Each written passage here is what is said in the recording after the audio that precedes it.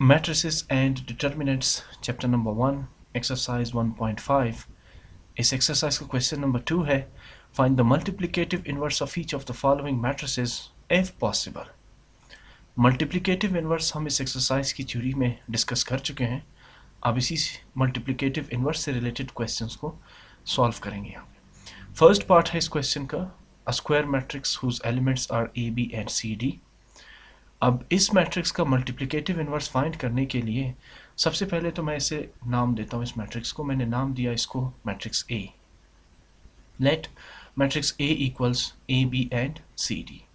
अब थ्योरी में हम पढ़ चुके थे कि किसी भी मैट्रिक्स का मल्टीप्लिकेटिव इनवर्स फाइंड करने के लिए सबसे पहले हम उस मैट्रिक्स का फाइंड करेंगे डिटर्मिनेंट, और फिर उसके बाद हम फाइंड करेंगे एडजॉइंट। अगर डिटर्मिनेंट ज़ीरो हुआ किसी भी मैट्रिक्स का, तो इसका मतलब हुआ कि उस मैट्रिक्स का मल्टीप्लिकेटिव इनवर्स पॉसिबल नहीं है। लेकिन अगर किसी भी मैट्रिक्स का डिटर्मिनेंट नॉन ज़ीरो हुआ, यानी ज़ीरो के अलावा कोई भी दूसरा रियल नंबर आया, जैसे 1 2 3 या -1 -2 -3, तो इसका मतलब है कि उस मैट्रिक्स का जो इनवर्स है वो आप फाइंड कर सकते हैं, वो पॉसिबल है। ये जो आप यहाँ पे देख रहे हैं, A inverse is equal to 1 upon determinant of A into adjoint of A, ये है दरअसल फार्मूला या डेफिनेशन किसी भी मैट्रिक्स का मल्टीप्लिकेटिव इनवर्स फाइंड करने के लिए। ए इनवर्स, इसे रीड करेंगे, A inverse equals 1 upon determinant of A into adjoint of A. और फिर ये कंडीशन भी हमने साथ में पढ़ी थी कि A determinant should not be equal to zero, यानी आप सिर्फ और सिर्फ उस मैट्रिक्स का इनवर्स फाइंड कर सकते हैं जिसका डिटर्मिनेंट ज़ीरो ना हो। लेकिन अगर किसी भी मैट्रिक्स का डिटर्मिनेंट ज़ीरो आ जाए, तो इसका मतलब है कि आप उस मैट्रिक्स का इनवर्स फाइंड नहीं कर सकते। अब ज़ीरो का मतलब ये है कि वो एक सिंगुलर मैट्रिक्स है, और नॉन ज़ीरो का मतलब है कि वो एक नॉन सिंगुलर मैट्रिक्स होगा। आगे चलते हैं। मुझे सबसे पहले इस मैट्रिक्स का डिटर्मिनेंट फाइंड करना है, तो मैं लिखूंगा A determinant equals elements of the matrix A B C D. और फिर हम थ्योरी में ये भी पढ़ चुके थे कि डिटर्मिनेंट को फाइंड कैसे करते हैं। सबसे पहले आप लीडिंग डायगोनल को मल्टीप्लाई करेंगे, ए और D. A multiplied by D is A D, और फिर आप इसके अपोजिट एलिमेंट्स को मल्टीप्लाई करेंगे, सी बी।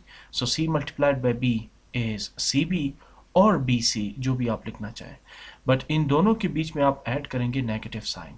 ठीक, A multiplied by D A D, negative sign, C multiplied by B C B. अब A D minus C B ये तो ज़ीरो नहीं है, ठीक, तो मैंने लिखा है A D minus C B is not equal to zero, which means inverse is possible. इस मैट्रिक्स ए का, जिसे हमने कंसीडर किया था ए, जिसे हमने नाम दिया था ए, इसका आप इनवर्स फाइंड कर सकते हैं। आगे चलते हैं। इनवर्स के लिए पहले डिटर्मिनेंट रिक्वायर्ड था, हमने फाइंड कर लिया, और अब चाहिए हमें adjoint of matrix A. Adjoint को भी हमने थ्योरी में डिस्कस कर लिया था कि किसी भी मैट्रिक्स का एडजॉइंट आप कैसे कैलकुलेट करेंगे, जब आप उस मैट्रिक्स के लीडिंग डायगोनल के एलिमेंट्स की जगह चेंज करेंगे और बाकी एलिमेंट्स के साइन चेंज करेंगे। तो लीडिंग डायगोनल ये ए डी है, तो मैं ए की जगह डी और डी की जगह ए को शिफ्ट कर देता हूँ, ये डी ए बन जाएगा।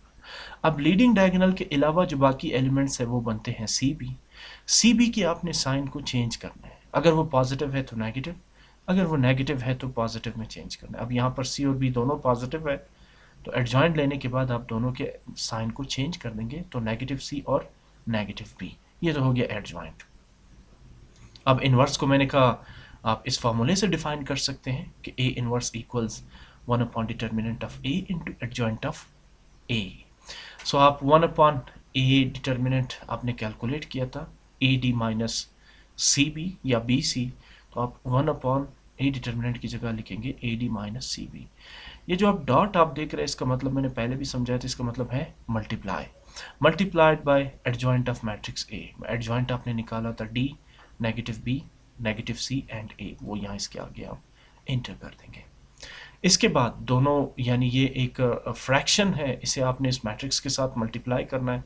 तो ये टॉपिक बहुत पहले हम पढ़ चुके थे कि आप किसी भी मैट्रिक्स को किसी रियल नंबर से कैसे मल्टीप्लाई कर सकते हैं, यानी आप इस फ्रैक्शन को या इस बाहर वाले रियल नंबर को अंदर मौजूद हर एलिमेंट के साथ मल्टीप्लाई करेंगे। ठीक, तो पहले डी के साथ मल्टीप्लाई करते हैं 1 upon A D minus C B, ये 1 upon A D minus C B multiply by D.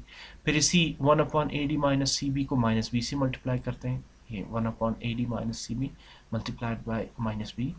Again 1 upon A D minus C B multiplied by minus C, and then 1 upon A D minus C B multiplied by ए। इसके बाद जो numerator 1 है वो d के साथ multiply होगा, so d multiplied by 1 d upon A D negative C B, negative b multiplied by 1 is negative b upon ad negative cb, and negative c multiplied by 1 is negative ad negative cb.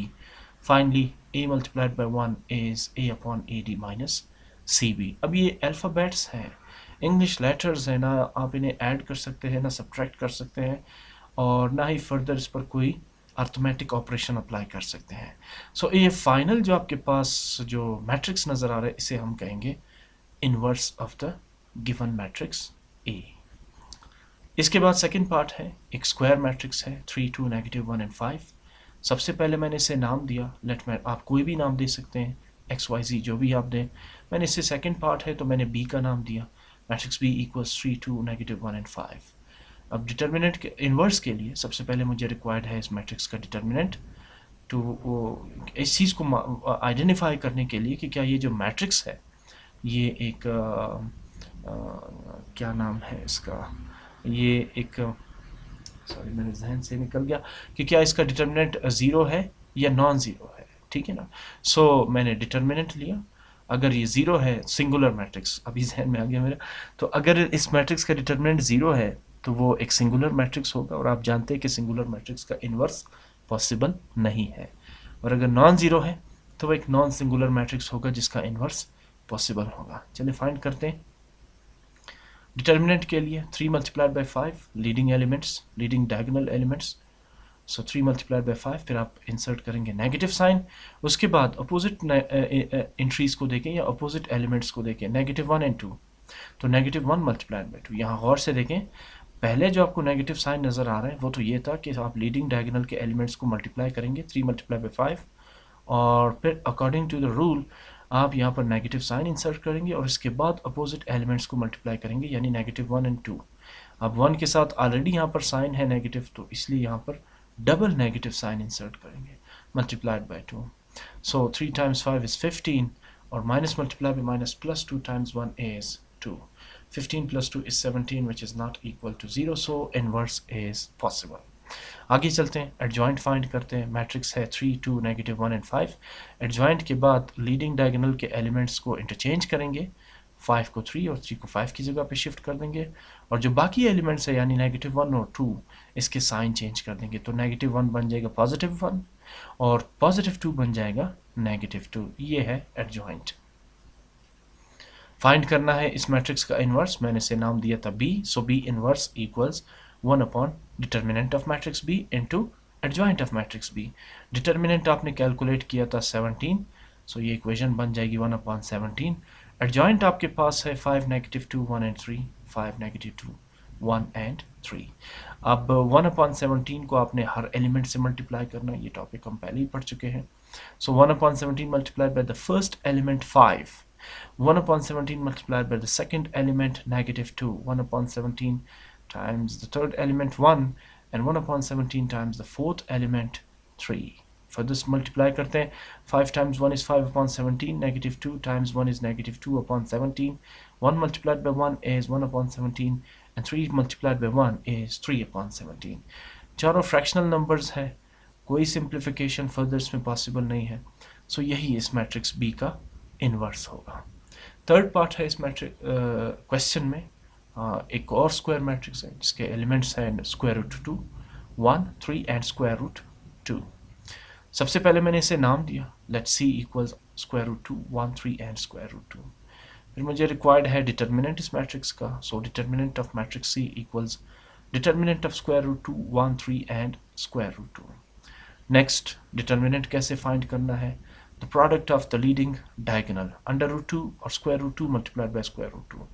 Insert negative sign and then the product of the opposite elements 3 and 1, 3 multiplied by 1. Square root 2 multiplied by square root 2, देखिए basis same है तो power add करेंगे। ये rule आपने grade 8 में भी पढ़ा होगा। यहाँ भी पावर 1 है, यहाँ भी पावर 1 है। जस्ट लाइक आप x मल्टीप्लाइड बाय x को लिखते हैं x square, so under root 2 multiplied by under root 2 की जगह मैंने लिखा अंडर रूट 2 होल स्क्वायर। ये आप इसको इस तरह भी कर सकते हैं, under root 2 times under root 2 is under root 4, और अंडर रूट 4 जो है वो 2 के ही इक्वल है। या आप इसको स्क्वायर फॉर्म में लिखें और नेक्स्ट स्टेप में स्क्वायर को रूट के साथ कैंसिल आउट करेंगे, तो 2 negative 3 is negative 1, again negative 1 is not 0, so inverse is possible. Next step is to find the adjoint of this matrix C। So आप चेंज करेंगे लीडिंग डायगोनल एलिमेंट्स को, आप change करेंगे। Square root 2 है leading diagonal, तो वो as it is रहेंगे, और बाकी जो एलिमेंट्स है यानी 3 और 1 दोनों पॉजिटिव है, तो यहाँ दोनों नेगेटिव हो जाएंगे। ठीक, ओके। नेक्स्ट स्टेप अब है C inverse, which is equal to 1 upon determinant of C into adjoint of C। इसमें वैल्यूज पुट करें, determinant of C is negative 1, तो ये बन जाएगा 1 अपॉन नेगेटिव 1, और adjoint of C under root 2 negative 1 negative 3 under root 2, ये यहाँ पर आप लिख देंगे। अब 1 अपॉन नेगेटिव 1 इज नेगेटिव 1, और बाकी जो इसके साथ एडजॉइंट ऑफ मैट्रिक्स C है वो एज इट इज़ आ जाएगा। अब नेगेटिव 1 को आपने हर एलिमेंट के साथ मल्टीप्लाई करना है, जैसे लाइक आपने बाकी क्वेश्चंस में किया था। So negative 1 multiply by under root 2 is negative under root 2. Negative 1 multiplied by negative 1, 1 multiplied by 1 is 1, and minus multiplied by minus is plus 1. Again, negative multiplied by negative positive, and 1 multiplied by 3 is 3. और फिर अगर आप negative 1 को under root 2 से multiply करेंगे तो negative under root 2। सो ये होगा inverse of matrix C। Fourth part है, इसमें एक स्क्वायर मैट्रिक्स है 9 नेगेटिव 8 4 एंड 3, मैंने इसे नाम दिया मैट्रिक्स D, और सबसे पहले मैंने मैट्रिक्स D का डिटर्मिनेंट फाइंड करना है। सो मैं प्रोडक्ट लूँगा लीडिंग डायगोनल 9 और 3, नेगेटिव साइन, और opposite elements 4 and negative 8। Now 9 times 3 is 27, minus multiplied by minus plus, 4 times 8 is 32, 27 plus 32 is 59, which is not equal to 0, so inverse is possible. Now next step is to find the adjoint of this matrix C, sorry ये C नहीं है, इसको मैं D कर देता हूँ क्योंकि मैंने नाम दिया था इसको D। अगेन लीडिंग डायगोनल को आप लीडिंग डायगोनल के एलिमेंट को आप इंटरचेंज करेंगे, 9 को 3 और 3 को 9 की जगह पे शिफ्ट करेंगे, और जो बाकी एलिमेंट्स हैं उनके साइन चेंज करेंगे। 4 पॉजिटिव है तो नेगेटिव हो जाएगा, और 8 नेगेटिव है तो पॉजिटिव बन जाएगा। इसमें मुझे कुछ करेक्शन करनी पड़ेगी, ये है D मैट्रिक्स D इनवर्स, यहाँ पर भी आप D लिखेंगे। सो D inverse equals 1 upon determinant of D into adjoint of D। मैं इसको ठीक करता जाता हूँ साथ में। सो हमने फाइंड करना है D इनवर्स, और D determinant of matrix D आपने कैलकुलेट किया था 59, तो ये बन जाएगा 1 अपॉन 59, और adjoint of matrix D 3 8 negative 4 and 9। अब 1 अपॉन 59 को 1 बाय 1 हर एलिमेंट के साथ मल्टीप्लाई करना है अपने, तो 1 upon 59 times 3, which is the first element, 1 upon 59 times the second element, 1 upon 59 times third element, and 1 upon 59 times fourth element, 9.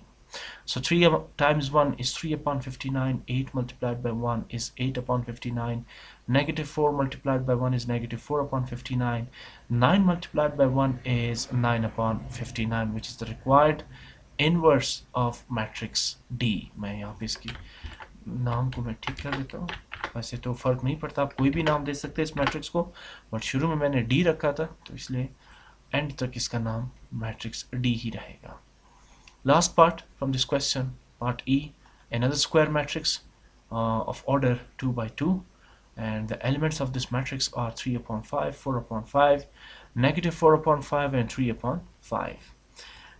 First of all आपने इस मैट्रिक्स का डिटर्मिनेंट फाइंड करना है। So determinant of matrix E equals leading, the product of the leading diagonal, 3 upon 5 multiplied by 3 upon 5, और फिर आप insert करेंगे negative sign, और अब आप अपोजिट एलिमेंट्स का प्रोडक्ट लेंगे, नेगेटिव 4 अपॉन 5, देखिए यहाँ पर फिर डबल नेगेटिव साइन आ रहा है क्योंकि यहाँ पर भी नेगेटिव साइन है, और मल्टीप्लाइड बाय 4 अपॉन 5, प्रोडक्ट लें, 3 times 3 is 9, 5 times 5 is 25. Minus multiplied by minus is plus. 4 times 4 is 16. And 5 times 5 is 25. Two fractions, 9 upon 25 and 16 upon 25. Let's take their LCM. So 25 and 25, LCM 25 होगा. LCM और denominators same है, एक जैसे हैं, तो numerators 9 plus 16 को आप as it is लिखेंगे. Their sum is 25. इनको ऐड करेंगे तो सम होगा, एडिशन होगी 25. 25 divided by 25 is 1 and 1 is not 0, so inverse is possible. अब इन्वर्स के लिए हमें रिक्वायर्ड है एडजॉइंट. लीडिंग डायगोनल के एलिमेंट्स एक दफ़ा फिर सेम आ रहे हैं, 3/5 एंड 3/5. जगह इंटरचेंज करने से फ़र्क नहीं पड़ेगा. हाँ, ये जो पॉजिटिव 4/5 है इसे करेंगे नेगेटिव 4/5, और जो नेगेटिव 4/5 है एडजॉइंट लेने के बाद इसे करेंगे पॉजिटिव 4/5. मैंने यही कुछ लिखा है यहाँ पर. Okay, now inverse of matrix E is 1 upon determinant of E into adjoint of E. Determinant of E 1 आया था, adjoint ये आपके सामने है, तो इस एलिमेंट्स की यहाँ पे आप एंट्री कर देंगे. 1/1 is 1, just like 1/1 was -1, same as 1/1 is 1. So adjoint of आपने 1 को इस सारे 4 एलिमेंट्स के साथ मल्टीप्लाई करना. तो आप जानते हैं कि 1 मल्टीप्लिकेटिव आइडेंटिटी है, जिसे किसी भी नंबर से मल्टीप्लाई करें उस पर फ़र्क नहीं पड़ता, वो नंबर उसकी वैल्यू वही रहती है. सो आप 1 को 3/5 या -4/5 या 4/5 या 3/5 से मल्टीप्लाई करेंगे तो ये एलिमेंट्स एज इट इज़ ही रहेंगे.